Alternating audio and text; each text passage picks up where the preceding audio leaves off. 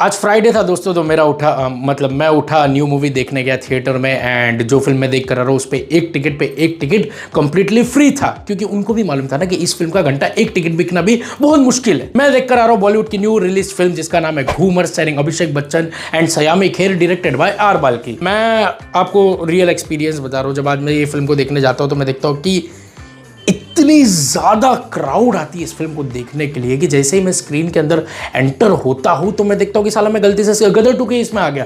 फिर मैं बाहर निकलता हूँ और फिर मैं जाता हूँ कि अरे वाह, मैं जो स्क्रीन में आया हूँ इसके अंदर तो मैं घर से भी सोफा ला के डाल के सो जाऊँ तो भी खाली लगेगा थिएटर। उसी दौरान पूरा घूमर देख लिया। आप घूमर बेस्ड है एक इंस्पायरिंग स्पोर्ट्स ड्रामा फिल्म है, जहाँ पर सयामी खेर का एक छोटा सा एक्सीडेंट होता है, लेकिन डॉक्टर पूरा हाथ काट के ही निकाल देते। तो मैं बोला ये कैसे हो सकता है, लेकिन फिर भी मैं जब इस फिल्म से जुड़ने की कोशिश भी करते गया ना, तो मैं एक चीज ऑब्जर्व कर रहा था कि यार अगर ये फिल्म एक ट्रू इंसिडेंट पे बेस्ड रहती या एक बायोपिक होती ना, तो हमारा माइंड जो रहता है ना वो एक्सेप्ट करते हुए जाता था, कनेक्शन बनाते हुए जाता था कि यस वो फील हो रहा है। आप याद करो वो दिलजीत दोसांझ की वो सुरमा फिल्म आई थी, सुरमा, एंड फिर ऐसे कई सारे बायोपिक, स्पोर्ट्स बायोपिक आपने फिल्म देखे रहेगी, क्योंकि आप जुड़ जाते हो, आप वो फील करते आते हो कि ये घटना हुई है। अब यहाँ पर मेकर्स ने तो एक वो जो शूटर थी, कोई पॉपुलर शूटर थी जिसके साथ ऐसा कुछ इंसिडेंट हुआ था, तो उससे ये लोगों ने थोड़ा इंस्पिरेशन लेके एज अ क्रिकेटर पे यहाँ पर ऐसा दिखा दिया।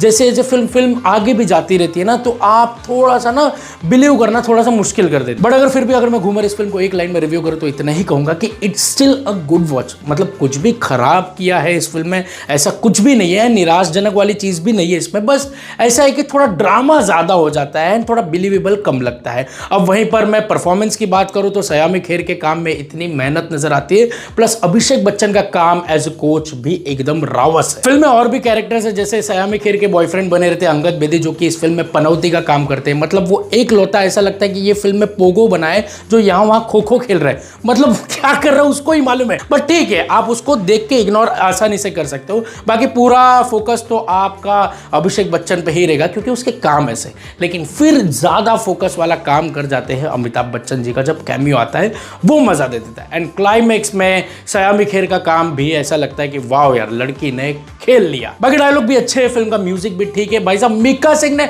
मोटिवेशनल सॉन्ग क्या दिया भाई फिल्म में, वो भी 2 पटियाला मार के, तू सूरज है, तू चांद है, तू गधे की गांड है, अरे क्या बोल रहे थे, लेकिन माँ बड़े मजा आ गया था। Overall it's a good film, जो कि यार थिएटर में आके थोड़ा सा इंसल्ट फील होता है, क्योंकि अगर ये ओटीटी पे आती ना तो अच्छी खासी टाइमिंग, अच्छी खासी ऑडियंस लेके जाती थी। आप सोचो ना, गदर 2, ओ माय गॉड 2 के लहर के बीच में ये फिल्म क्या कहर मचाएगी, आप वही सोच लो यार। मैं फिल्म को दूंगा 3.5 आउट ऑफ 5 स्टार। वही घूमर के साथ साथ मैंने नेटफ्लिक्स की न्यू रिलीज वेब सीरीज देख ली जिसका नाम है गन्स एंड गुलाब्स, जिसको डायरेक्ट किया है अपने एकदम जीनियस मानुस कहलाने वाले लोग राज एंड डीके, जिनकी क्राफ्ट हमेशा से यूनिक ही रहती है। तो एक इंटरेस्ट अलग ही आता है उनको लेके, एंड एक्साइटमेंट अलग ही रहता है। अब सबसे बेस्ट चीज इस सीरीज की ये रही है कि भाई साहब इसकी कास्टिंग जो है ना वो कंप्लीट मैडनेस है। आई मीन गुलशन देवैया, दुलकर सलमान, राजकुमार राव, आदर्श गौरव, ये ऐसे काइंड ऑफ एक्टर्स को आपने चुना है ना। अगर आपकी सीरीज की प्लॉट एवरेज भी रही ना, तो भी इन नमूनों के लिए ना कोई भी आग बंद करके पूरा सीरीज देख लेगा। ये खासियत है इन एक्टरों की। एनीवेज, अब गन्स एंड गुलाब्स की दुनिया अतरंगी से भरपूर है। इनफैक्ट आपको गैंग्स ऑफ वासेपुर की याद आ जाएगी जब आप इसके सिनेमेटोग्राफी एंड कुछ कैरेक्टर्स को देखोगे। अब जब मैं सीरीज शुरू करता हूं तो मैं देखता हूं कि यार कैरेक्टर डेवलपमेंट को काफी टाइम ले रहा है सीरीज, लेकिन चलो मैं देखते रहता हूं और इसी दौरान पूरी सीरीज खत्म कर लेता हूं। अब अगर मैं इस शो को एक लाइन में रिव्यू करूं तो इतना ही कहूंगा कि यार राज एंड डीके का नाम था, इसलिए एक्सपेक्टेशन एकदम हाई था, but series came out to be a time pass show. देखो सीरीज के अंदर हर एक कैरेक्टर पे बहुत ही ज्यादा ध्यान दिया है, लेकिन ऑडियंस पे ध्यान नहीं दिए गए, क्योंकि देखो स्टोरी भी टॉप नॉच थी। इनफैक्ट आप कुछ चीजें प्रेडिक्ट भी कर सकते थे, मगर कहीं ना कहीं राज एंड डीके तो आप ये जरूर एक्सपेक्ट करोगे कि यार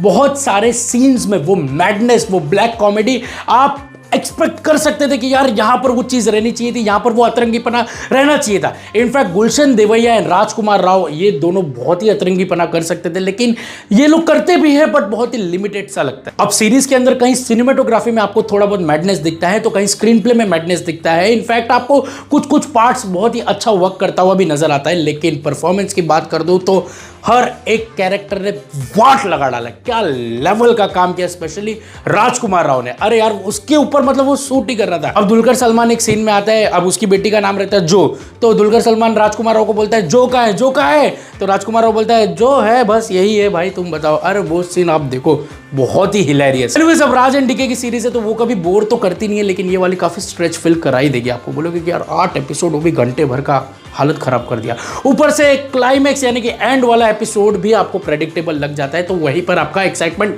पैदा हुआ ही नहीं तो खत्म भी क्या होगा। ओवरऑल गन्स एंड गुलाब्स थोड़ा टॉप नॉच लगता है तो थोड़ा जुलाब। बाकी शो को देखकर आपका टाइम पास तो अच्छा खासा हो जाएगा, खराब कुछ भी लगेगा नहीं, लेकिन हट के रहने वाली सीरीज में से तो नहीं है। मैं इस सीरीज को दूंगा 2.5 आउट ऑफ 5 स्टार, एंड सबके परफॉर्मेंस के लिए तो 5 आउट ऑफ 5 स्टार। मजा आ गया था वो देख के। मिलते हैं अगले वीडियो में, take care, God bless all. नहीं बोलूंगा सब्सक्राइब का यार, आप लोग नहीं करते तो बोलना ही नहीं, जान दो। बाय।